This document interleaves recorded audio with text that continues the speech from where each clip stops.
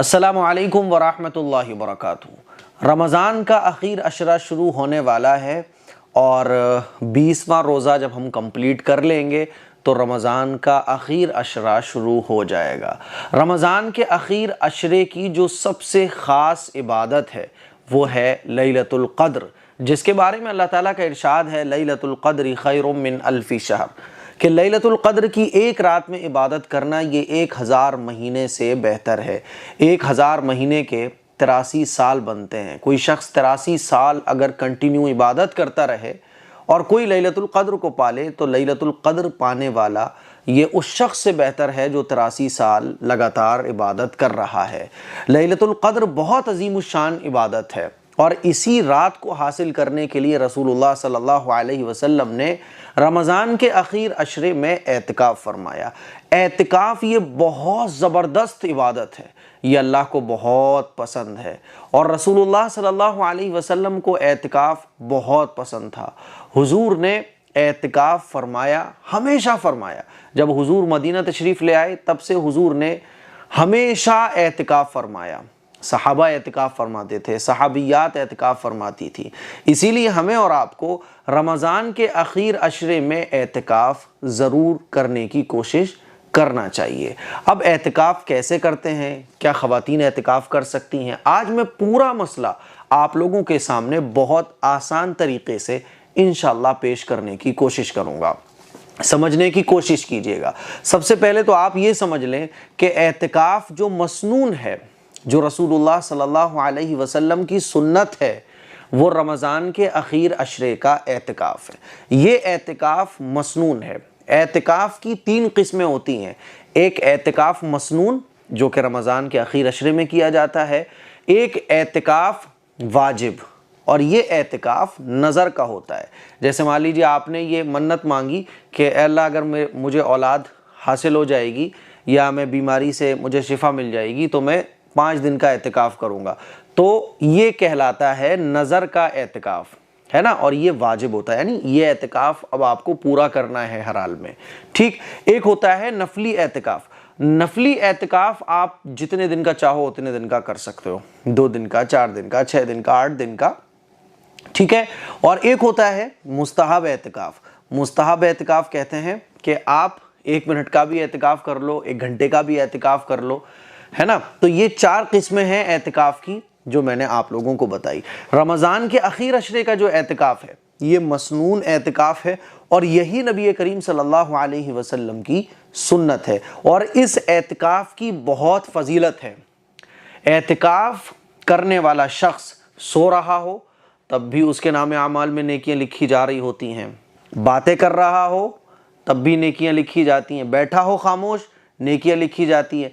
एतिकाफ़ करने वाला 24 घंटे दिन और रात जब वो एतिकाफ़ की हालत में होता है तो उसके नामे आमाल में नेकियां लगातार लिखी जा रही होती हैं और एतिकाफ़ करने वाले को यकीनी तौर पर लैलतुल क़द्र हासिल हो जाती है। और एक हदीस में आप अलैहिस्सलातु वस्सलाम के इरशाद है कि जो शख्स एतिकाफ़ करता है तो उसको अल्लाह रब्बुल इज़्ज़त 2 हज और 2 उम्रे का सवाब अता फरमाता है। हो गए ना हैरान। और फिर लैलतुल क़द्र जैसी अज़ीमुश्शान रात एतिकाफ़ करने वाले को हासिल हो जाती है।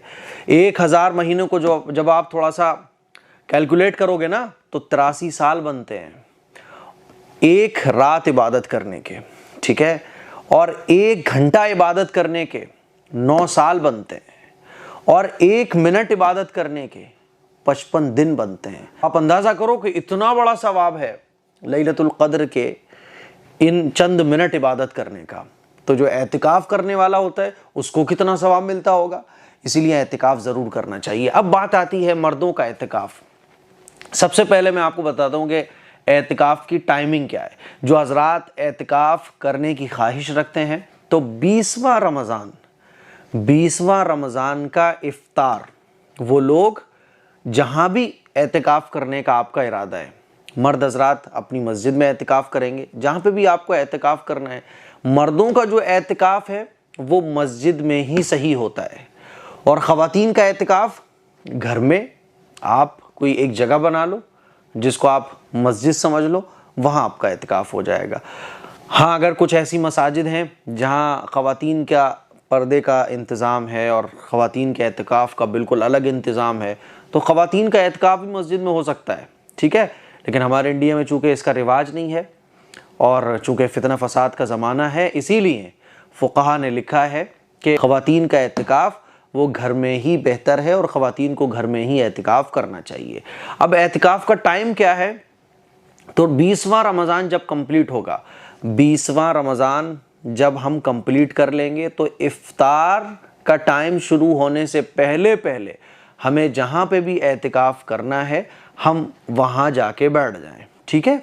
20वें रमज़ान का इफ्तार करने से पहले पहले 20वें रमज़ान का आपको इफ्तार अपनी एतिकाफ़ वाली जगह पे करना है, क्योंकि जैसे ही 20वां रोज़ा कंप्लीट हुआ और इफ्तार का टाइम शुरू हुआ तो 21वीं शब शुरू हो गई, और 21वीं शब जैसे ही शुरू होती है तो 21वां रोज़ा भी शुरू हो जाता है। तो ये एतिकाफ़ का टाइम आखिर अशरे का है और आखिर अशरा 20वां रोज़ा कंप्लीट होते ही शुरू हो जाता है। इसीलिए आपको अगर एतिकाफ़ करना है, जिस मस्जिद में करना है, ख़वातीन को घर में करना है, तो 20वां रोज़ा कंप्लीट होने से पहले पहले, 20वें रोज़े का इफ्तार शुरू होने से पहले पहले आप एतिकाफ़ वाली जगह पे अपने चले जाओ, ठीक है। मर्द हजरात कैसे करेंगे एतिकाफ़? भाई आपको जहाँ भी जिस मस्जिद में भी एतिकाफ़ करना है आप वहाँ चले जाओ, ठीक है। ख़वातीन कैसे करेंगे एतिकाफ़? तो वैसे तो हमारे जैसे हम लोग घर में किचन बनवाते हैं, टॉयलेट बाथरूम बनवाते हैं, अपना अपना रूम बनवाते हैं, इसी तरह से हमारे घर में एक घर की मस्जिद भी होना चाहिए, समझ रहे, जहां हम लोग इबादत कर सकें, नमाज पढ़ सकें, कुरान शरीफ पढ़ सकें, जिसको घर की मस्जिद कहा जाता है। ये हर घर में होना चाहिए। तो अगर आपके घर में आपकी घर की मस्जिद है तो ख़वातीन अपनी घर की मस्जिद में एतिकाफ़ करेंगी। मुल्ला अली क़ारी रहमतुल्लाह अलैह ने लिखा है कि हुज़ूर अलैहिस्सलातु वस्सलाम के विसाल के बाद सहाबियात जो हैं वो अपने घरों की मस्जिद में एतिकाफ़ किया करती थी। तो ख़वातीन का घर में एतिकाफ़ करना ये बेहतर है और ज़रूरी है, ख़ास तौर पे इस फितने फ़साद के ज़माने में, ठीक है।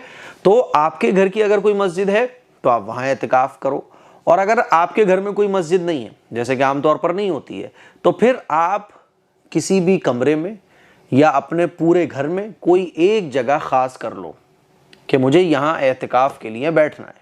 मान लीजिए ये रूम है जहाँ मैं वीडियो बना रहा हूँ, ये पूरा हॉल है, तो मुझे किसी खातून को एतिकाफ़ करना है, कोई ऐसा हॉल है, ऐसा घर है या कोई रूम है, ठीक है। तो रूम में आप कोई बिस्तर लगा लो, है ना, चारपाई डाल लो, तखत डाल लो, या आपके रूम में जो बेड पड़ा है आप ये सोच लो कि इसी बेड पर मुझे एतिकाफ़ करना है। अब वो एरिया, जितने एरिया में भी आपने एतिकाफ़ करने की नीयत की है, मान लीजिए बेड कमरे में बिछा हुआ है, आपने सोचा कि ये मेरे एतिकाफ़ की जगह है। अब वो पूरा बेड जो है ना वो आपके एतिकाफ़ की जगह है। ये 10 बाई 10 का कोई एक रूम है, तो आपने ये सोचा कि ये पूरे रूम में मैं एतिकाफ़ करूंगी और ये मेरे एतिकाफ़ करने की जगह है, ठीक है। तो कोई एक जगह सेलेक्ट कर लीजिए आप कि यहाँ मुझे एतिकाफ़ करना है, ये मेरे एतिकाफ़ की जगह है, ठीक है।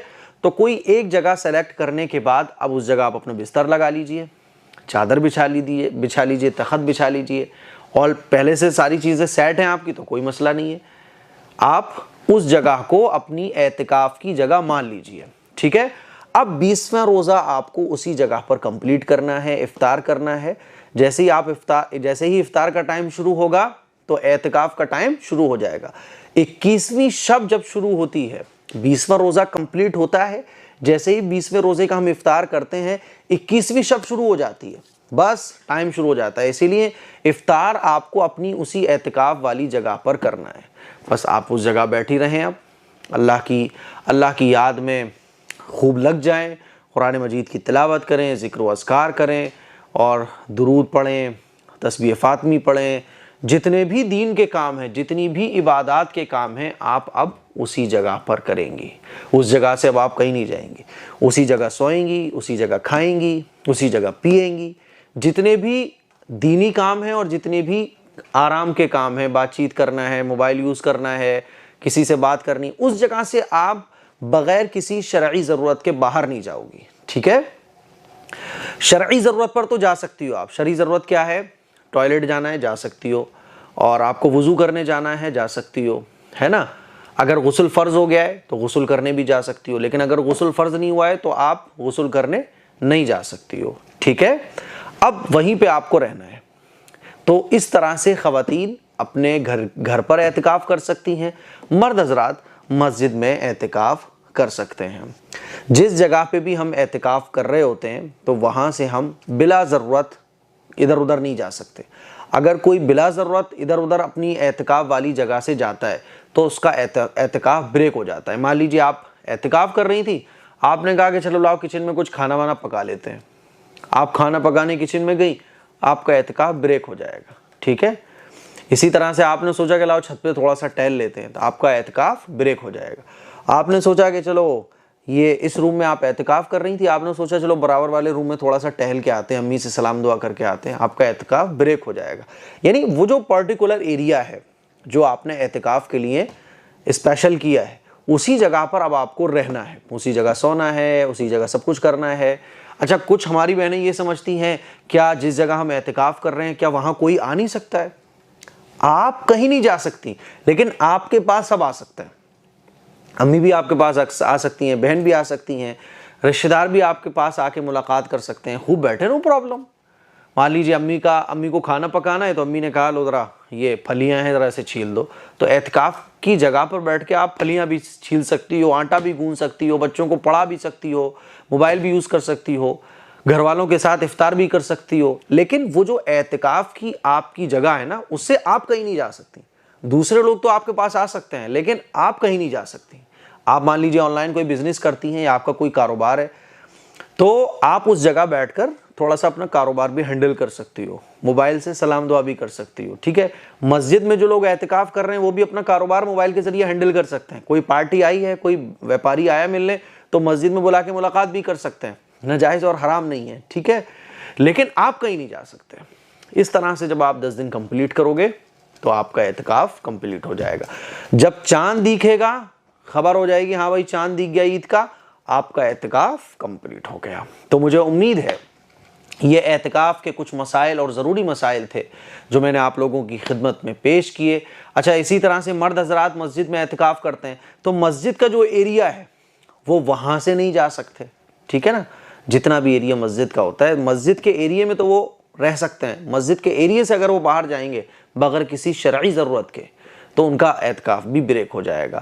तो ख़वातीन, हमारे जितनी भी हमारी ख़वातीन हैं वो एतिकाफ़ कर सकती हैं। हाँ, एतिकाफ़ की हालत में अगर मान लीजिए पीरियड आ जाता है या हैज़ आ जाता है या किसी के बच्चे की पैदाइश हो जाती है तो फिर एतिकाफ़ ब्रेक हो जाएगा, ठीक है। और इसमें मायूस होने की ज़रूरत नहीं है, अल्लाह ताला इस पर भी आपको आपकी नीयत के मुताबिक अजर दे देगा।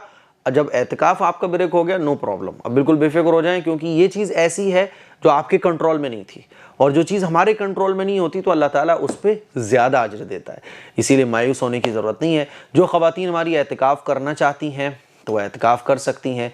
अगर मान लीजिए 5 बहनें हैं, 3 बहनें हैं घर की, अगर हम एतिकाफ़ में बैठ जाएंगे तो घर की जिम्मेदारियां कोई और उठा सकता है तो बैठ जाएं, अच्छी बात है। जो एतिकाफ़ में बैठा हुआ है घर की दूसरी ख़वातीन को उसकी खिदमत करना चाहिए, क्योंकि एतिकाफ़ में बैठा हुआ है। इसके एतिकाफ़ में बैठने की वजह से पूरे घर पर रहमतें नाजिल हो रही हैं, अल्लाह ताला को राज़ी करने के लिए बैठा हुआ है। जब घर का एक बंदा अल्लाह को राज़ी करेगा तो अल्लाह ऐसा तो नहीं है कि घर के एक बंदे से राज़ी हो जाए बाकी सबसे नाराज़ हो जाए। तो जो एतिकाफ़ में ख़वातीन बैठे हैं तो दूसरी ख़वातीन जो एतिकाफ़ में नहीं बैठी हूँ उसकी खिदमत करें, ठीक है। और आपकी फैमिली मान लीजिए आप ही हैं, सब बच्चों को भी आप ही देखती हैं, खाना भी आप पकाती हैं, तो फिर आपके लिए एतिकाफ़ में बैठना ये ज़रूरी नहीं है अगर आपके ऊपर घर की सारी जिम्मेदारी है, ठीक है। घर की जिम्मेदारी अगर कोई दूसरा और उठा सकता है, आपके पास कोई ऑल्टरनेट है, कोई और दूसरा ऑप्शन है जो घर के काम हैंडल हो सकते हैं, तब तो आप एतिकाफ़ में बैठो। बाज़ ख़वातीन फ़ोन करके आज पूछ रही थी कि मुफ्ती साहब हम ही बच्चों को देखते हैं, कोई और नहीं है, तो क्या हम एतिकाफ़ में बैठ सकते हैं? मैंने कहा फिर आप एतिकाफ़ में मत बैठो। अगर आपको बच्चे को भी देखना है, किचन भी देखना है, घर की साफ़ सफाई भी देखनी है, तो फिर आप एतिकाफ़ में मत बैठो। अच्छा, जो जिनकी शादियां हो चुकी हैं, जो शादीशुदा ख़वातीन हैं, तो फिर वो अपने शौहर से इजाज़त ले लें। अगर शौहर इजाज़त दे दें तो वो भी एतकाफ़ में बैठ सकती हैं, लेकिन शौहर की इजाज़त के बगैर एतकाफ़ में बैठना ज़रूरी नहीं है। तो मुझे उम्मीद है कि मैंने सारे चीज़ें आपको समझाने की पूरी कोशिश की है। फिर भी कोई चीज़ अगर आपको समझ नहीं आई तो कमेंट बॉक्स में कमेंट कीजिएगा। इंशाल्लाह नेक्स्ट क्लिप में आप लोगों के जो सवालात होंगे एतकाफ़ के मुताल्लिक़ उस पर इंशाल्लाह अपलोड करूँगा। दुआओं की गुजारिश है, इस क्लिप को शेयर करें, घर में सबको दिखाएं, अपनी फैमिली में सबको शेयर करें, ताकि ये एतकाफ़ के ज़रूरी मसाइल हैं आसान ज़बान में सबको समझ आ सके। अस्सलामु अलैकुम व रहमतुल्लाहि व बरकातहू।